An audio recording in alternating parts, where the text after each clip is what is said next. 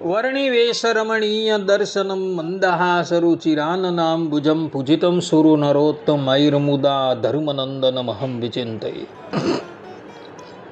અસતોમાં ષટ્ગમય તમસોમાં જ્યોતિર્ગમય મૃત્યુર્મા અમૃતમ ગમય. ઓમ શાંતિ શાંતિ શાંતિ. અસ્મદ્ગુરુ સમારંભામ નાથયામૂન મધ્યમામ લક્ષ્મી વલ્લભ પર્યંતામ વંદે ગુરુ પરંપરા. આજની જ્ઞાન સભાની અંદર પધારનારા બધા જ ભગવદ ભક્તોને વેદાંતાચાર્ય, પુરાણ ઇતિહાસાચાર્ય, એમ.એ. ફિલોસોફી શાસ્ત્રી રાકેશભાઈના હેતપૂર્વક જય સ્વામિનારાયણ. ભક્તો, આજની આ જ્ઞાન સભાની અંદર આપણે બધા પાપનું પ્રાયશ્ચિત કરનારાએ કયા નિયમો પાળવાના છે એ વિષય પર થોડી વાત શ્રવણ કરશું. તો બધા જ શ્રોતાગણો એકાગ્ર મને કરીને આ પ્રવચન શ્રવણ કરે અને એને આત્મસાત કરી લે.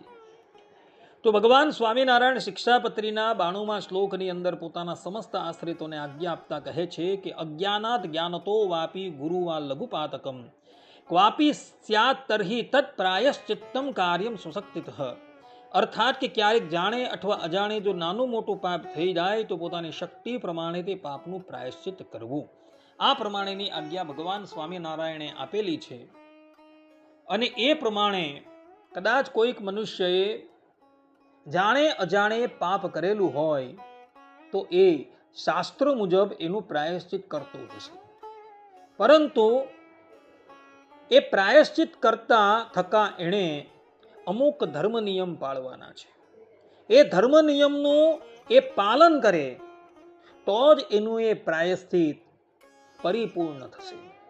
એ ધર્મ નિયમ કયા? તો એ સંબંધમાં ભગવાન સ્વામિનારાયણ સત્સંગી જીવનના 5મા પ્રકરણના 45મા અધ્યાયના 89 અને 90મા શ્લોકની અંદર કહે છે કે બ્રહ્મચર્યમ દયાક્ષાંતિર દાનમ સત્યમકલ્પકતા અહિંસા અષ્ટેય માધુર્યમ ડમશ્ચેતી યમઃ સ્મૃતઃ સ્નાન મૌન ઉપવાસે યજ્ઞા સ્વાધ્યાયો ઉપસ્થ નિગ્રહ નિયમા ગુરુ શુશ્રૂષા શૌચા ક્રોધા પ્રમાદતા.